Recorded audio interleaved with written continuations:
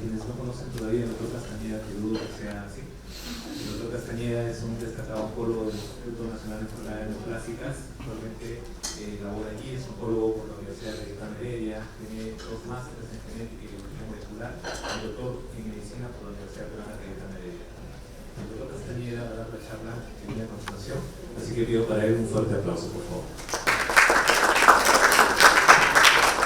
Recordar a nuestros ponentes que tenemos solamente 20 minutos, así que vamos a ir advirtiendo la finalización por esta vez. Gracias. Muchas gracias, Joan. Muchas gracias al comité organizador por permitirme estar acá con ustedes. Me encargaron inmunoterapia en cáncer de mama triple negativo. Tenemos todas las respuestas. Es una charla, la verdad, que no se acaba de estudiar, porque son muchas cosas nuevas que van saliendo y muchas cosas que no se conocen, que hay que tratar de responderlas, ¿no? Entonces, es bastante extensa, así que vamos a ponerle la velocidad. El primer punto es si es que los triples negativos son una sola enfermedad, y bueno, son un conjunto de enfermedades que están metidas dentro del saco, que tienen los 3 receptores negativos, ¿no? Ahora, hay 4 clasificaciones que pueden definir esta enfermedad desde el punto de vista molecular. La primera fue la primera que salió, generada en Nashville, que tenía 6 subtipos y que luego se fueron reduciendo gracias a reanálisis y a fusiones de varias de estos subtipos, y nos quedamos con esta, que son los basales, que se quedaron como basales inmunoactivos, inmunosuprimidos, los mesenquimales y los que dependen de los andrógenos, ¿no? Los tipos luminales. Entonces, esa finalmente es la clasificación molecular que podemos buscar en los pacientes que tengan esa patología. La tercera es una definición patológica de si es que el tumor tiene muchos linfocitos, muchas células inmunes dentro, inflamados, o si que no tiene ninguna, la desierta. Y la 2 sería una en la que hay linfocitos pero no están funcionando, ¿no? Y es porque hay otras vías activas que tienen una baja carga de anticuerpos, Y finalmente, una que es del SWOG, que es de acuerdo a la terapia, ¿no? Inmune positiva, que es para darle inmunonegativa con recombinación homóloga negativa, o sea que no le podemos dar ni inmuno ni terapia BRCA ni olaparib, y la última que es inmuno pero con recombinación positiva, o sea que le podemos dar olaparib. ¿Por qué vemos inmuno en triples negativos? Muy sencillo, son los que tienen más linfocitos, ¿no? Los estudios del patólogo se encontraron que son los que tienen más altos linfocitos, tienen dentro de los linfocitos los PDL1 más altos, y además de eso tienen más mutaciones como carga mutacional, y además estas son de distintos estirpes las mutaciones, mientras que las que son no triple negativos, las estirpes son casi lineales, ¿no? Luego vamos directo entonces a enfermedad metastásica. 2 estudios que han marcado la terapia en esta patología, ¿no? La primera, que es el Impassion 130 con atezolizumab, fue el primero en publicarse. Terapia anti-PD1 funciona, ¿no? Como avance ya sabemos que funciona. Entonces vamos ahora a demostrar por qué funciona. Este estudio muy grande, de 450 pacientes por brazo, 1-1, primera línea, todos eran triples negativos, no hay más criterios, solo que sea metastásico, primera línea, triples negativos, 900 pacientes, un montón de pacientes. El estudio fue creado para 300 pacientes, pocos pacientes, todos los triples negativos, pero como se dieron cuenta en el camino los de Roche que esos no iban a responder, sino más era para los PDL1, entonces lo ampliaron a 900 pero dejaron como co-criterio. Tenía que ser que funcione en todos los triples negativos, intention to treat, y además en los PDL1 positivos, en los dos, ¿no? Grave error. Tema netamente estadístico. Intention to treat, las curvas se separan, en sobrevida libre de progresión, sí alcanzó. Sí que lo vemos con PDL1, la curva se separa aún más, 0.005, 2 ceros. De ahí tenía que pasar a sobrevida global. Con esto lo aprobó la FDA, porque cumplía los dos, intention to treat, todos los triples negativos y aún más los PDL1 positivos, entonces FDA aprobó con PDL1 positivo. Para que el medicamento siga comercializándose, el siguiente paso, sobrevida global. Nuevamente, tenía que ser en todos los pacientes y también los PDL1. Todos los pacientes no salieron. PDL1 sí salió, pero por un tema estadístico ya no se podría comercializar. Netamente estadísticos. Las tasas de respuesta, ustedes lo ven, aumentan, PDL1 positivo. Ya lo hicieron, vamos ahora, regresamos a la primera diapositiva, ¿no? La subclasificación. ¿Sirve o no sirve? ¿Para qué sirve entender los subtipos moleculares? ¿Recuerdan la tercera clasificación? Lleno de linfocitos, enriquecido, pocos linfocitos desierto y intermedio. Hay linfocitos pero no funcionan. Ateso funciona muy bien cuando es inmunoenriquecido, tiene muchos linfocitos. ¿Lo ven acá? En este es un grupo que las curvas se separan en sobrevida libre de progresión y sobrevida global. Ahora, ya no por solo el conteo de los linfocitos y los PDL1, sino ya por genes, ¿no? La segunda clasificación, basal enriquecido, basal suprimido, mesenquimal y LAR, ¿no? Y vemos que los que funcionan son los linfocitos activados, ¿no? Basal inmunoactivado, sobrevida libre de progresión y sobrevida global. Pues así funciona la clasificación, ya sea solo microscopio o ya sea molecular. ¿Qué terminó eliminando atezolizumab triple negativo? Ese resultado que al día siguiente que salió se cayó la aprobación del 130 atezo, el 131, que era la misma combinación atezolizumab primera línea, pero no con nab-paclitaxel sino con paclitaxel. Las curvas no se separan en nada. Sobrevida libre de progresión, intention to treat, inclusive en PDL1 positivo tampoco se separan. Hay una mejoría con atezo en las tasas de respuesta, pero las curvas no se separan. Con esto, la función no es estándar para todos los acompañantes, no es estable para todas las quimios que vayan junto con atezo, entonces ya va perdiendo potencia. Luego tratan de buscar capaces que los basales enriquecidos en sistema inmune son menos que en el 130. Hacen un análisis molecular y encuentran que era similar. Simplemente no funcionó cuando se mezcló con paclitaxel. Así que la molécula se cayó. Listo, vamos, 135. Ahora con Pembro.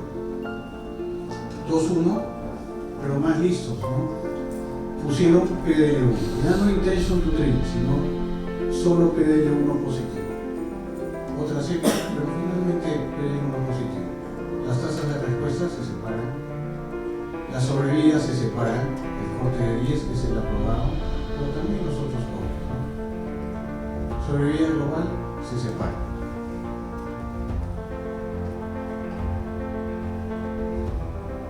Un grupo de los pacientes no tiene tanto beneficio, menos de 12 meses de la recaída de la adyuvancia. Pacientes que recibieron quimioterapia, se operaron y luego la enfermedad regresa, se hace metastásica. Si es que es a menos de 12 meses, no tuvo tanta respuesta. Así que iban a crear un estudio para esto. Ahora, comparando dos estudios, Impassion 130, atezo, Keynote 355, la sobrevida global es calcada una sobre la otra. Un tema estadístico hace que la molécula se pueda comercializar.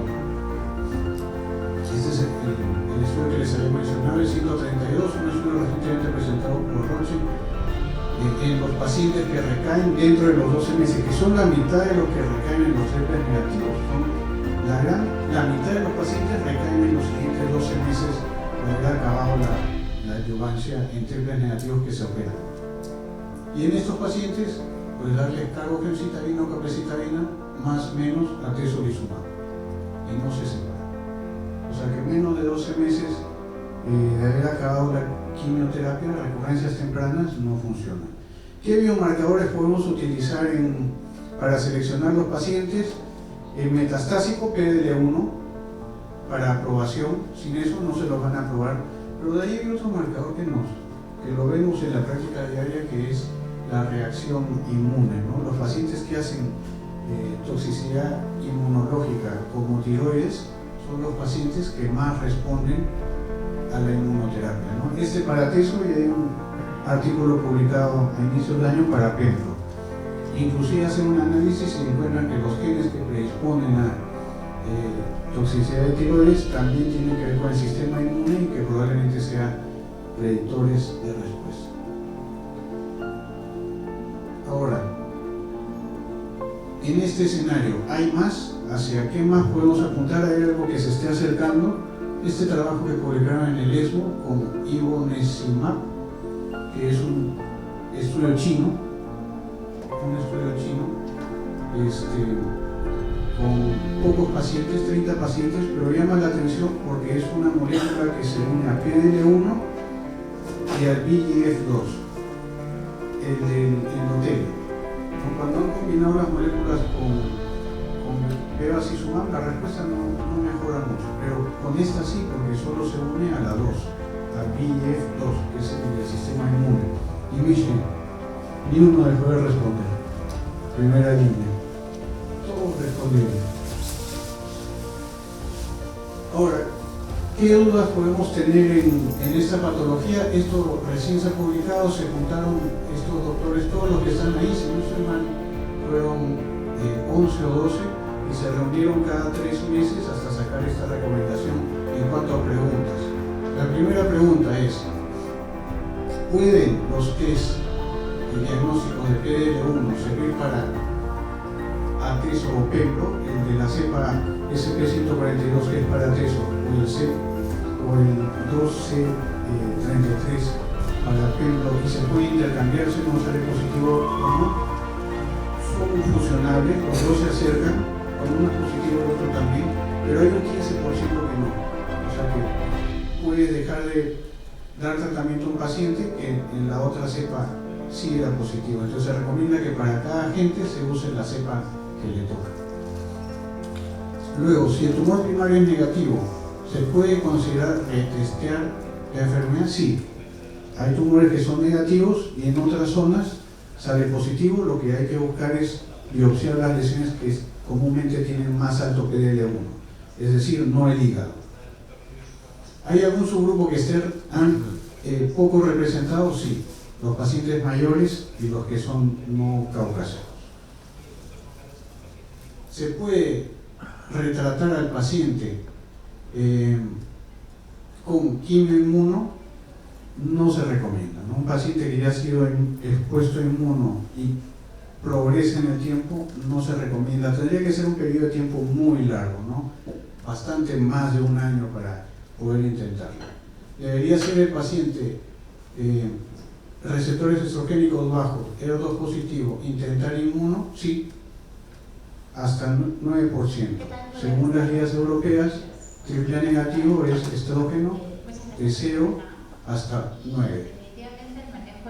Y la duración de la quimioterapia, ¿cuánto se recomienda? Porque el esquema es nab-paclitaxel más inmuno. Lo que recomienda es que al menos reciban 6 meses de quimio y luego puede seguir con el inmuno.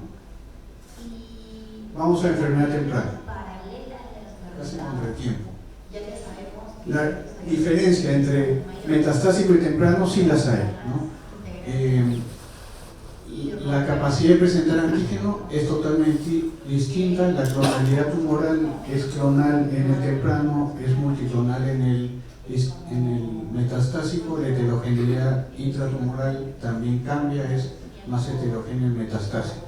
y positividad, el PDL1 es más alto en el temprano que en el metastásico. Vamos a hablar en neoadyuvancia. Keynote 522, recientemente se publicó la sobrevida global.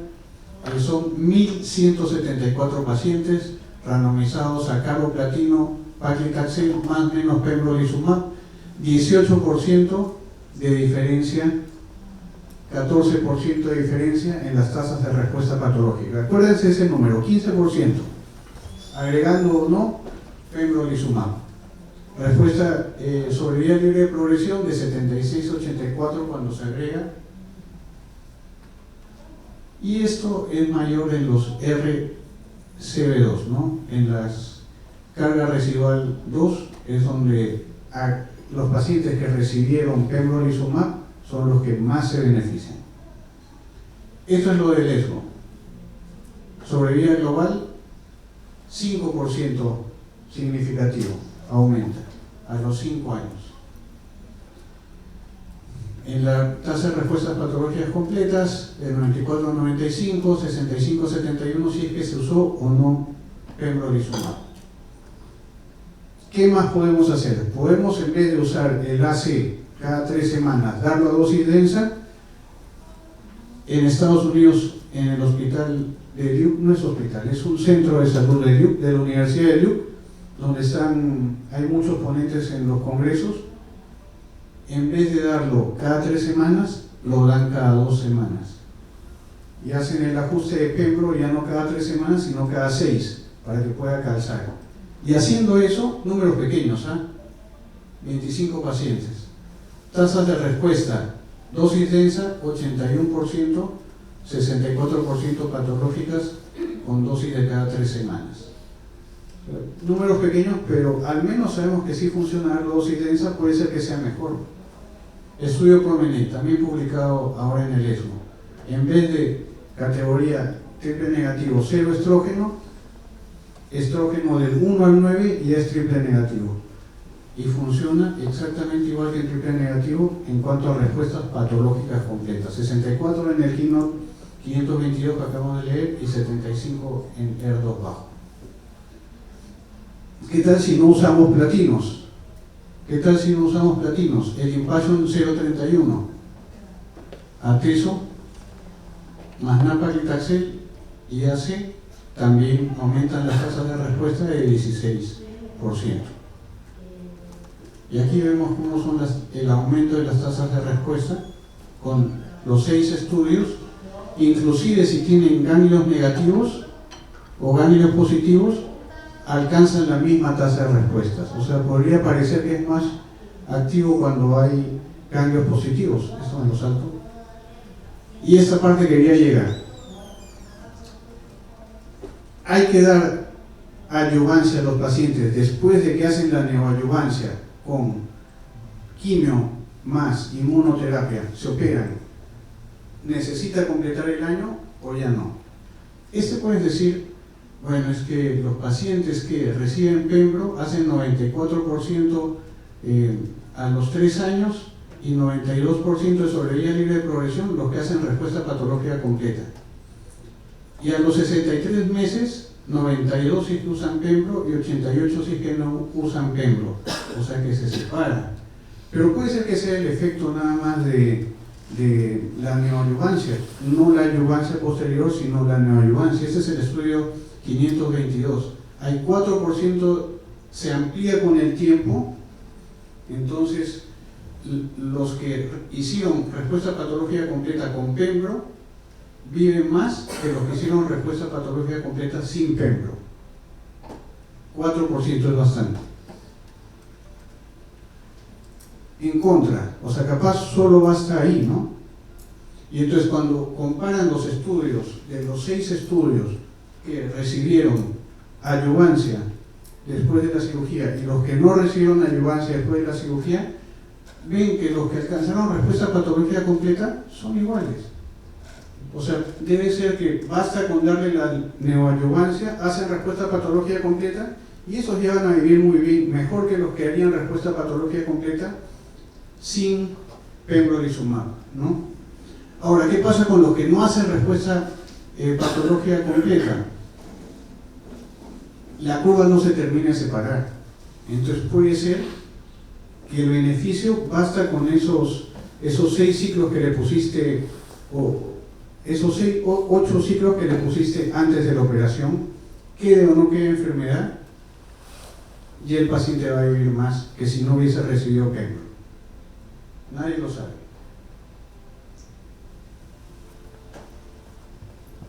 Solo para terminar, ¿en qué te basas en no darle más inmuno después de la cirugía? Que la adyuvancia no funciona. Pacientes triple negativos, 2 estudios, Impassion 030, reciben quimio más atezo. El estudio estaba programado para 2199, no acabó el enrolamiento, no se separan las curvas. Estudio ABRAVE, menos pacientes con durvalumab, no se separan las curvas.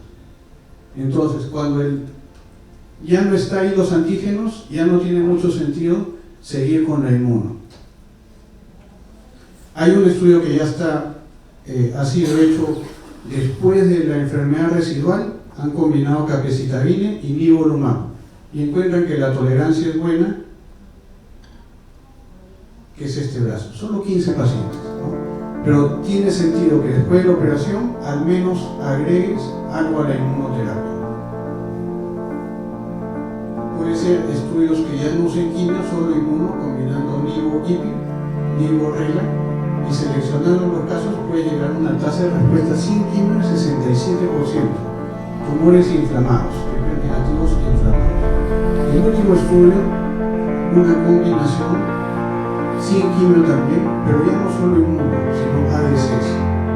Combinas dato, otamab, que es un antitrop, más durvalumab, acá.